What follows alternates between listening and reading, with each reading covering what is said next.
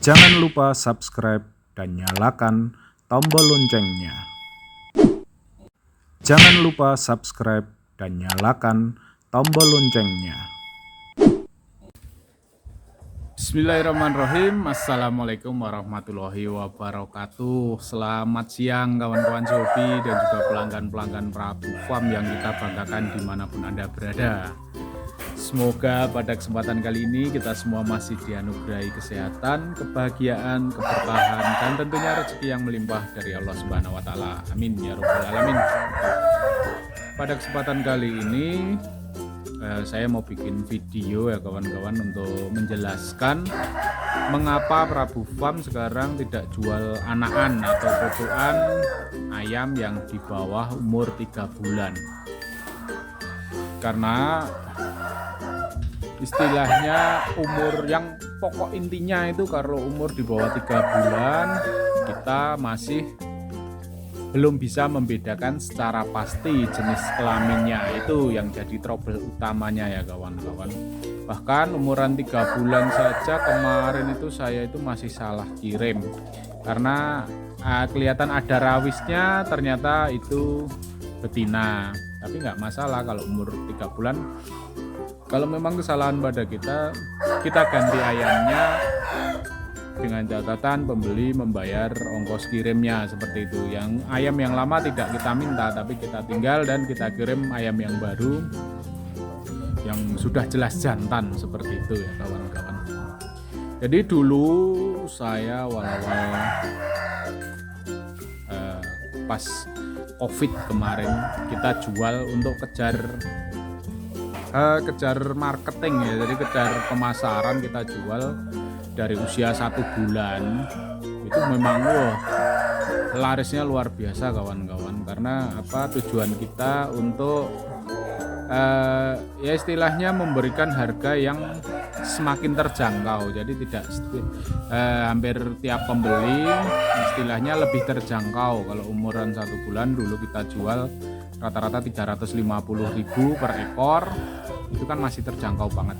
Cuma yaitu pembelinya beli 1, beli 2 gitu tetap kita layani, kita dengan catatan ya pemerataan hobi lah, sedulur-sedulur Sobi, kawan-kawan Sobi bisa beli ayam yang kualitasnya bagus dengan harga yang lebih terjangkau. Kalau umur 7-8 bulan sudah dicoba kan, saya paling tidak jual sudah di atas harga 1,5 juta. Itu mungkin ya banyak yang seneng tapi tidak banyak yang mampu beli. Kita jual harga 350 per 1 bulan. Nah kalau nominalnya uangnya memang mepet kan bisa beli yang kecil seperti itu. Cuma ya namanya saya menjaring, istilahnya menjaring customer dari berbagai kalangan, berbagai kategori, berbagai kemampuan. Itu resikonya ketika kita jual umur 1 bulan itu cuma beli 1, beli 2, mungkin minta jantan semua seperti itu. Nah kadang kita belum jelas umur 1 bulan itu kelihatan seperti jantan, kita sudah mengusahakan kalau memang requestnya jantan ya kita kirim jantan. Kepalanya agak besar, tampilannya udah seperti jantan, tapi begitu besar di sana ternyata bukan jantan, betina seperti itu. Ada yang minta betina, ternyata jantan seperti itu. Kalau untuk pelanggan yang istilahnya kesadarannya jalan, pola pikirnya bagus, nah itu bisa memaklumi, nggak apa-apa mas, istilahnya saya requestnya kan sepasang tapi jantan betina gitu, jadinya jantan semua gitu ya nggak apa-apa mas, maklum saya itu umur 1 bulan memang belum jelas jantan betinanya lah, seperti itu yang bagus. Kadang ada jadi betina semua, nggak apa-apa mas, maklum istilahnya, karena memang ya harga segitu untuk menentukan jantan betina di umuran 1 bulan belum dapat. Nanti saya beli lagi aja yang jantan yang 3 bulan yang udah jelas jantannya. Seperti itu pembeli yang istilahnya daya pikir dan logikanya jalan. Tapi banyak juga yang logikanya tidak jalan, jadi kita memberikan kelonggaran seperti itu tapi malah justru mendapat komplain habis-habisan. Kalau komplain masih punya etika, pasti kita tanggapi, dan kita layani. Tapi kalau komplain tahu-tahu udah marah-marah, maki-maki, minta ganti, bahkan saya yang harus nanggung ongkos kirimnya lah, itu akalnya nggak dipakai seperti itu. Kalau saya mau ganti nggak apa-apa lah, istilahnya ganti ayam, ya resiko saya jualan. Tapi dengan catatan ya pembelinya yang nanggung ongkos kirimnya. Nah itu alasannya kesalahan ada pada saya, jadi saya harus nanggung ongkos kirim seperti itu loh. Padahal dari awal saya sudah sampaikan kalau umur 1 bulan itu jenis kelaminnya masih acak, karena kita belum bisa memastikan itu jantan atau betinanya.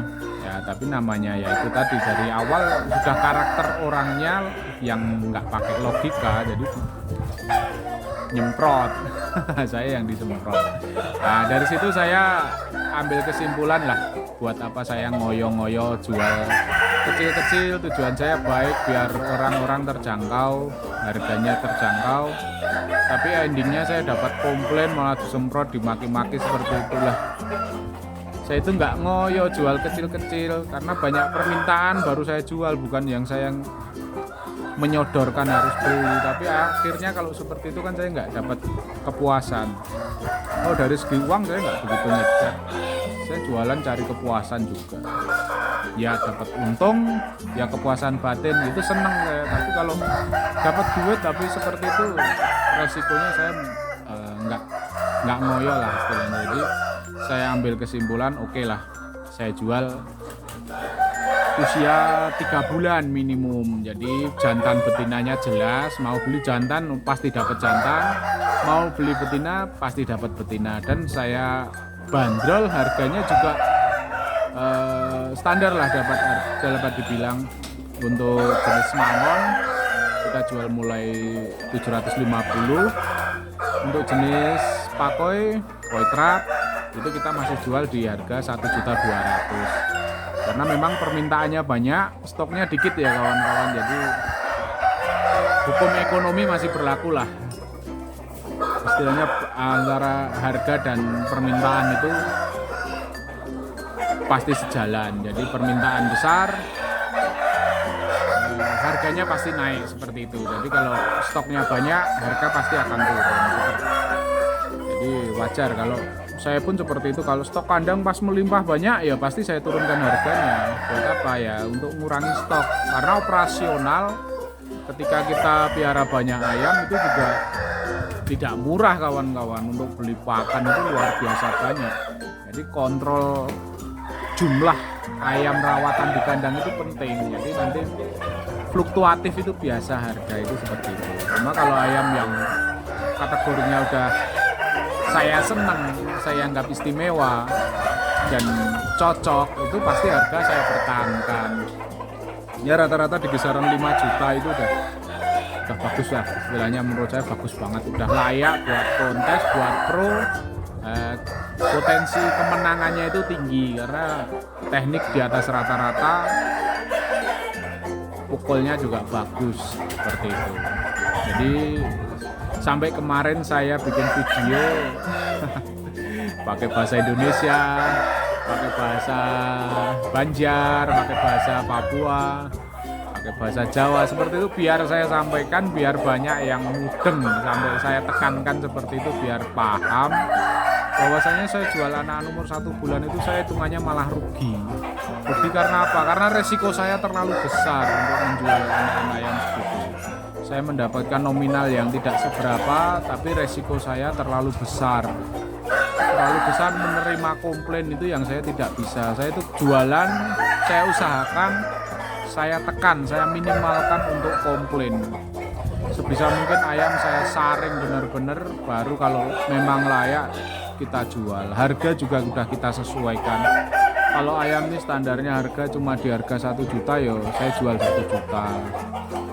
Ya, standarnya harga 2 juta, ya saya jual 2 juta. Kalau memang istimewa baru saya berani bandrol 5 juta atau lebih seperti itu ya kawan-kawan. Tidak mungkin harga standar harga, wah ini kualitasnya di angka 1 juta kok saya jual 5 juta. Ya nggak ada yang mau lah istilahnya seperti itu.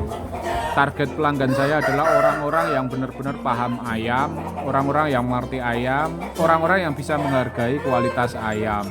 Jadi bukan pemula yang istilahnya baru mulai main ayam, itu saya bukan itu target market saya. Karena apa? Karena pemula itu nggak bisa menghargai kualitas dan belum pandai untuk rawatan. Jadi dapat ayam bagus pun mungkin hasilnya kurang bagus, karena memang ayam itu kualitasnya satu ya, basic ayam itu kualitas bagus. Yang kedua itu rawatannya, kawan-kawan. Kalau rawatannya kurang bagus, hasilnya nanti tetap kurang bagus, seperti itu. Beli ayam bagus tempat saya harga 4 juta, besok langsung diabar di Los Jalu, baru datang langsung diabar di Los Jalu, kena mata, ya udah komplain ke saya. Yang bodoh siapa sebenarnya, seperti itu loh. Jadi ayam bagus itu juga butuh nalar atau pemikiran atau rawatan yang bagus. Jadi ketika ayam sampai dikirim itu harus istirahat dulu, diumbar-umbar agar adaptasi dengan lingkungan yang baru, suasana yang baru, suhu baru, makanan baru. Karena semua itu butuh adaptasi. Sangat mudah sekali ayam itu stres. Jadi ketika stres, performanya pasti menurun. Apalagi dicampur lelah perjalanan. Ya kawan-kawan, bayangkan sendirilah beberapa jam di dalam box sempit seperti itu. Bagaimana rasanya, kan tetap capek. Dehidrasi jelas. Kok sampai sana langsung diabar, ya mesti lelah istilahnya, seperti itu. Nah, ini saya sampaikan kawan-kawan, semoga bisa memberikan gambaran. Jadi bahwasanya pahami dulu untuk main ayam, tidak usah buru-buru, bukan karena terus Anda punya duit yang banyak, cari yang bagus dengan perawatan yang seadanya, nanti narungnya ngawur, yo eman-eman gitu loh, sayang. Jadi cari ayam yang bagus, dirawat yang bagus, nanti mainnya, gandengnya juga milih yang bagus. Jangan asal ngawur, begitu punya ayam bagus gandengnya 7-10 ditabrak, 6-10 ditabrak. Wah, sebagus-bagusnya ayam kalau gandengannya berat, ibarat bisa menang pun apa ya, rekoso itu loh bahasa Jawanya itu. Jadi ibarat bisa menang pun dia akan menderita, susah sekali, susah payah, parah lah istilahnya. Karena apa? Karena dia jangkauannya aja udah sulit. Harusnya dia bisa ngambil kepala, dia nggak bisa ngambil kepala. Seperti itu, pengaruhnya besar sekali gandengan itu. Jadi kalau mau main di pro atau kalau kontes ini kan timbangannya, jadi kita nggak bisa milih juga gandengnya seperti apa. Tapi kalau mau sukses di arena pro, harus bisa gandeng ayam yang pas. Kalau bisa ya tingkat usianya, kepadatan ototnya itu jadi pertimbangan, tingginya, bahunya, jalunya itu buat pertimbangan semua kawan-kawan.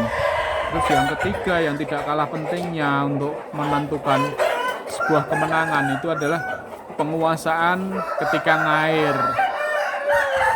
Ini kawan-kawan harus tahu benar cara ngair ayam seperti ini. Untuk awalan bagaimana, untuk air pertama bagaimana. Kalau ayam kanggongan atau ayam nafasnya keteteran itu ngobatinya gimana, itu harus teknik ngairnya beda-beda ya kawan-kawan. Kalau ayam unggul bagaimana, ayam asor bagaimana, jadi beda-beda kawan-kawan, harus paham. Ketika ayam unggul nafasnya nggak mangap atau nggak keteteran, nggak perlu basah-basah, lap-lap pel aja. Karena apa? Ayam unggul itu pasti masih butuh energi yang speed yang bagus, jadi nggak perlu basah-basah, naiknya nanti berat, mudah loyo ayam terlalu basah. Tapi beda dengan ayam kanggongan atau asor, itu harus benar-benar kembali tapis untuk ngairnya itu. Jadi benar-benar dia merasa segar kembali, merasa terobati. Nah, harapannya nanti air berikutnya bisa membalikkan keadaan seperti itu. Jadi teknik, cara, ilmu dalam dunia hobi ayam ini sangat banyak sekali kawan-kawan. Jadi kuasai dulu, pelajari dulu, karena kita mau nggak mau kita mainnya dengan uang. Jadi harus lebih teliti, lebih maksimal memberdayakan potensi yang ada seperti itu. Jadi insya Allah dengan begitu kemenangan nanti potensi menangnya akan lebih tinggi. Ya minimal draw lah, jangan sampai kalah. Kalau harus tarung seperti itu, kalau saya dulu prinsipnya syukur-syukur harus menang, tapi jangan sampai kalah. Kalau paling maksimal draw, jadi nggak buang-buang biaya. Draw aja istilahnya kan kalau di arena udah kalah. Karena apa? Karena kita udah kepotong uang air. Uang air kan istilahnya udah 20% ya kawan-kawan. Jadi kita tetap rugi juga draw itu, karena apa? Ayam juga lelah, apalagi kalau drawnya ngesor, kena efeknya kan luka-lukanya juga. Kita butuh biaya pengobatan, perawatan seperti itu untuk disiapkan lagi. Jadi kalau bisa maksimal, jadi untuk tampil ke arena itu benar-benar kita bawa, ibarat maju perang, pedang kita itu udah terasah benar-benar gitu loh. Jadi begitu turun ke lapangan ya sebisa mungkin menang. Oke kawan-kawan, untuk video kali ini sekian dulu. Terima kasih, semoga memberikan gambaran ya mengapa kita sekarang tidak jual umur 1 bulan. Karena seperti itu, jadi ada sebab akibat ya kawan-kawan. Ada asap pasti karena ada api, cause and effect. Jadi hukum sebab akibat. Oh, daripada saya istilahnya ngopeni duit kecil-kecil tapi resiko komplainnya saya besar, lebih baik saya tidak jualan yang kecil-kecil. Kita jual ayam yang benar-benar udah seleksian, harapannya dengan harga yang lebih bagus seperti itu. Terima kasih, semoga menginspirasi, memberikan gambaran dan wawasan dan juga ilmu yang manfaat. Salah-salah kata kita mohon maaf. Akhirul kalam, wabillahi taufiq wal hidayah. Wassalamualaikum warahmatullahi wabarakatuh.